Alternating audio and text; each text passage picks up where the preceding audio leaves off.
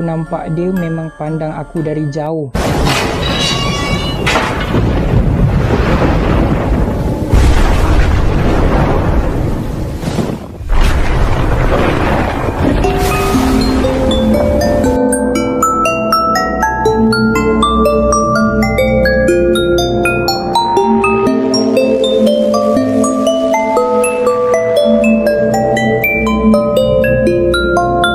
Hi, it's me. I hope you have a good mood to watch my video. Wish you have a good day and have a good night.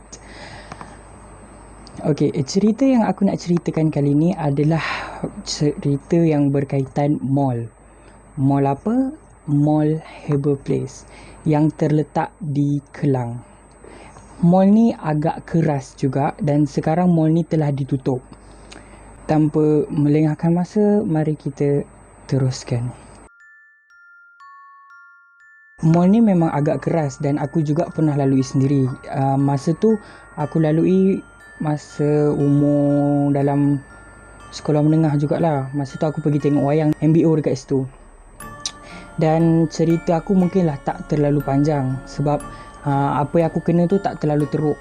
Dan aku akan masukkan cerita orang yang pernah kerja dekat situ juga sekali.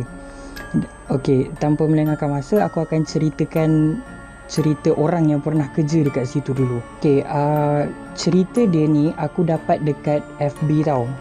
Tapi cerita ni dah agak lama jugalah sebab dah tutup kan mall tu. So maknanya cerita ni dah lebih daripada MCO lagi, sebelum MCO lagi cerita ni. Jadi aku akan ceritakan balik. Siapa yang pernah kena ataupun tu, korang bolehlah share sekali, komen kat bawah. Okey, tweet yang dia ni ceritakan aku ambil dari FB tau. Jadi aku akan bacakan balik apa yang dia tulis lah. Mall ni terletak di Kelang, dekat depan McD, dekat Kudrat Harbour Place tu.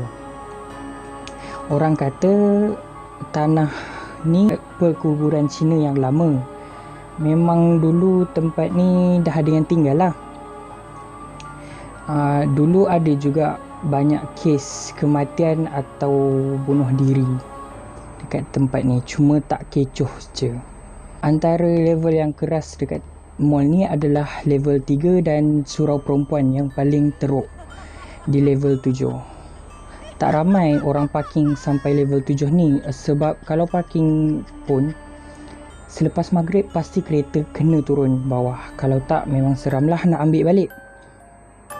Kau bayangkanlah kereta kau seorang saja yang ada di level 7. Waktu tu jam 11 malam. Uish, lain macam rasa gelap dia. Lampu pun sama-sama je. Level 7 ni memang keras sebab banyak kes bunuh diri dan kes bunuh di atas ni. Cuma kes ni macam tak dihebohkan. Jadi aku bekerja dalam mall tu dalam tempoh lebih kurang 7 bulan juga. Banyak perkara yang terjadi, jadi aku nak kongsikan dengan korang dan aku tak pernah kongsikan dengan orang lain. Jadi dia ni nak kongsikan ikut treat dia lah. Aku cuma baca balik je. Sebab cerita yang aku nak ceritakan pasal aku lalui sendiri tak terlalu panjang, jadi aku akan masukkan cerita pasal dia. Kalau kerja di wayang ni dekat MBO tu lah, closing apa semua baru boleh balik. Jadi hari tu dalam jam 3.30 pagi, sementara menunggu member dia siap, dia pun pergi hisap rokok dekat parking lot tingkat 7 sambil menyaksikan pemandangan atas. Memang cantik pemandangannya. Siapa yang pernah lepak dekat situ memang tahulah macam mana keadaannya, lawa dia macam mana. Tengah feeling tiba-tiba terhidu bau yang aku tak tahu nak gambarkan macam mana. Nak kata bau wangi pun boleh, nak kata bau hanyir pun boleh. Aku tak tahu nak cakap apa, jadi aku relax buat macam tak ada apa sambil main telefon. Tiba-tiba macam ada orang pegang bahu. Memang menggigil kepala lutut aku. Rasa macam tak jejak tanah dah. Tapi aku cuba tenangkan diri dan pandang belakang perlahan-lahan. Tapi tiada orang. Meremang bulu roma aku, sunyi, diam. Aku panggil member aku tu, diam juga. Tanpa melengah, aku terus naik ke atas lah. Yang musibatnya, kawan aku semua dah tak ada ke atas. Tinggal aku seorang je. Selepas ambil barang apa semua, terus pergi ke lift nak turun. Masa berjalan, terasa macam ada benda mengikut. Yelah, mall kosong. Kau jalan pun rasa bergema tapak kaki. Tapi macam ada benda ikut. Bunyi dia lain dan kuat bunyi tapak kaki dia. Sambil di depan pintu lift nak hilangkan rasa takut, aku buka lah telefon. Walaupun Maxis tak ada line. Bila lift sampai, masuk dan terus tekan butang G untuk ke ground floor paling bawah sekali. Dalam perjalanan tu, ya Allah, rasa lama sangat. Selalunya sekejap je. Mungkin sebab takut kot. Itulah rasa lama. Tiba-tiba lift berhenti di level 3. Tapi pintu tak buka. Sudah, dalam hati aku dah mencarut. Memang cari naas lah level 3 ni. Aku tekan, terbuka lah lift tu. Nak luruh jantung aku dibuatnya. Gelap gelita, apalagi menggelabah lah aku tekan butang tutup. Tapi pintu tu pula tak nak tutup. Dia main buka tutup pintu tu sampai buat aku fed up. Dengan bermodalkan lampu telefon, aku memang nekat nak turun menggunakan tangga. Sebab dalam hati level 3 nak ke ground floor kena lalu 2 tingkat je. Jadi tak adalah jauh sangat kan. Tetapi serius memang gelap. Lampu pun tak ada. Sampai saja di depan tangga, aku suluh, gelap gila. Selalunya ada lampu di tangga tu. Nak berpatah balik ke lift macam tak patut kan. Dah alang-alang turun je lah. Masa nak turun tu, memang terdengar bunyi macam-macam. Tapi tak fikir banyak, sepantas kilat aku turun. Yelah, dah takut. Jadi dia pun turun dengan cepat. Tapi itulah, aku rasa macam tak logik. Rasa dah macam sampai, tapi tak sampai-sampai. Sumpah, aku rasa macam dah lain sangat waktu ni. Dalam fikiran, rasa macam berada di tempat lain. Dan dah letih, otak pun dah penat. Aku keluar balik dari tangga kecemasan tu. Tengok di dinding, still level 2. Dalam hati aku dah mencarut. Punyalah lama aku turun baru setingkat je.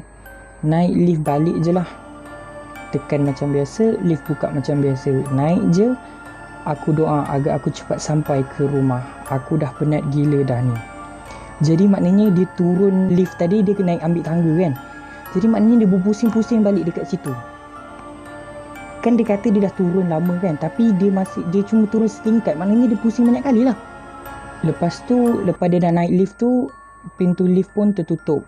Lega rasa hati dan rasa benda ni dah settle. Rupanya dibawa aku balik naik atas. Tempat aku turun tu, level 7 semula. Aku dah tak tahu nak cakap apa. Masa ni, benda-benda ni mula nak keluar. Mampus. Aku nampak dia memang pandang aku dari jauh. Gila lah dia dah pandang. Kalau tahu tempat karaoke mall tu, dia duduk di hujung situ sambil memandang aku dari jauh. Aku dah mula menjerit meminta tolong, tapi itulah macam lepas suara. Macam tak lepas suara. Aku berdoa, semua jenis doa aku baca. Dia pandang aku lama-lama. Semakin lama, semakin dekat. Tak tahu nak buat apa. Nak lari, kaki macam terkunci. Nak minta tolong, suara tak keluar. Cuma pejam mata berharap bantuan akan tiba. Masa pejam mata tu, aku dah tak tahu nak fikir apa. Yang aku tahu, nak segera balik ke rumah. Tidak beberapa lama kemudian, pengawal keselamatan ternampak aku di depan tandas. Terus dia datang dan bawa turun. Dia cakap dia nak cek sama ada motosikal aku masih berada di bawah ke tak. Aku baru sedar dah nak subuh. Aku berada dalam mall tu. Pengawal keselamatan tu nasihatkan aku jangan cuba jalan sorang-sorang jam 10 malam ke atas. Sebab benda ni suka main. Aku dah tak boleh brain apa yang dia cakap. Dia bawa aku turun dan bagi minum. Selepas azan subuh baru dia suruh aku balik mandi kemudian tidur. Itulah pengalaman yang aku tak boleh lupakan. Mesti ramai yang tidak percaya sebab tak pernah mengalaminya, tetapi bila dah berlaku pada diri, hanya dia saja yang tahu perasaannya.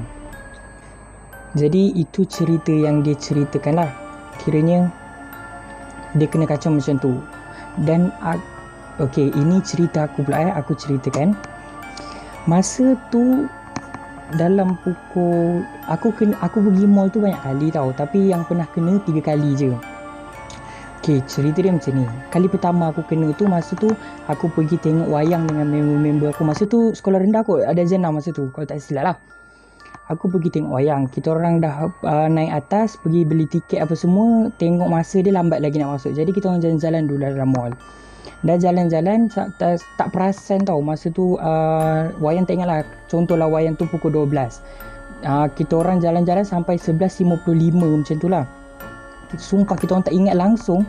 Bukan tak ingat, kiranya macam tak tengok jam langsung dah pukul berapa. Punya seronok jalan-jalan tu kan.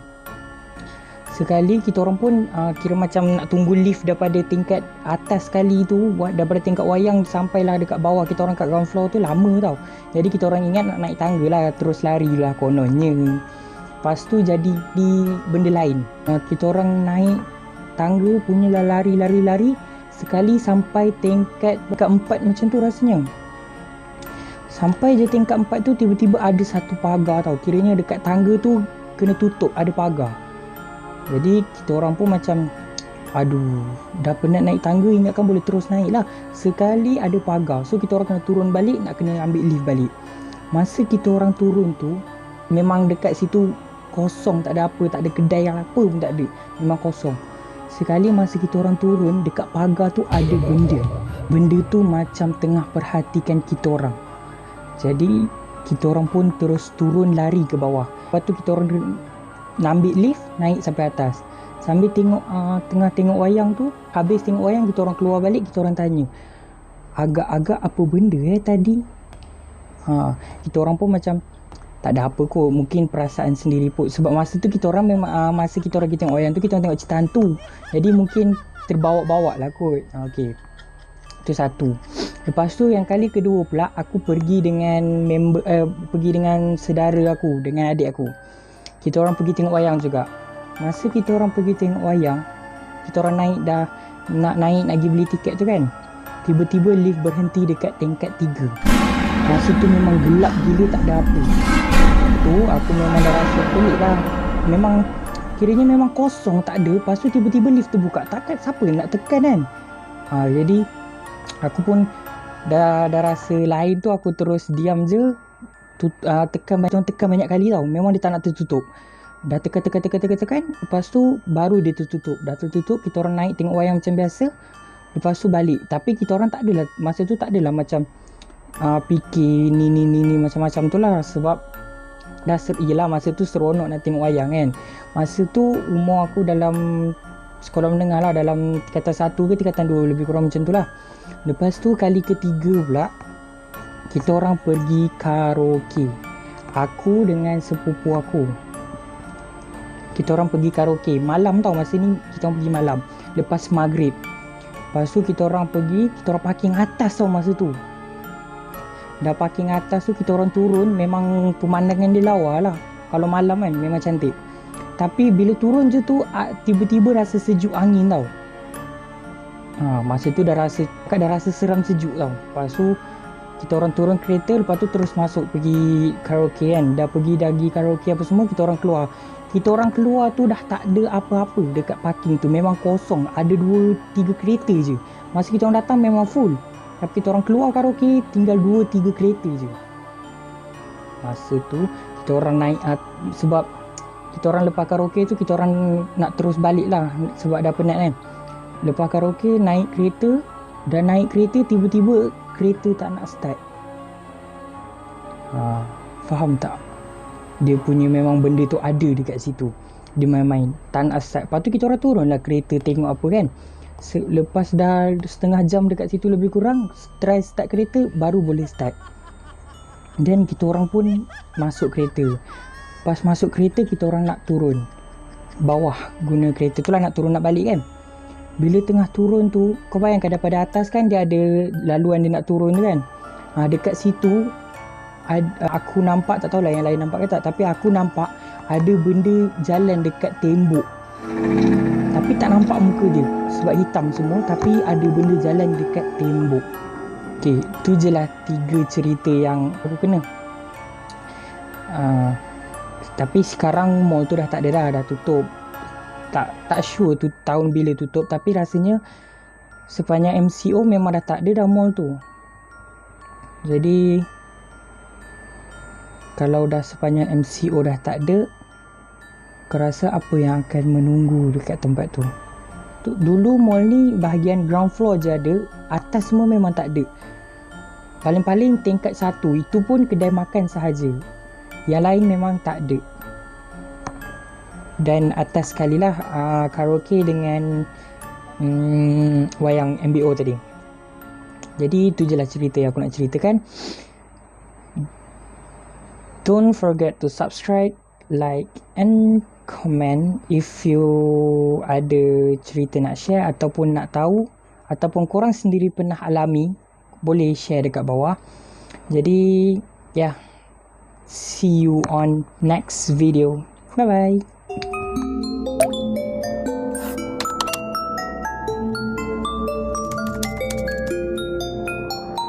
Anda tidak berseorangan, sentiasa ditemani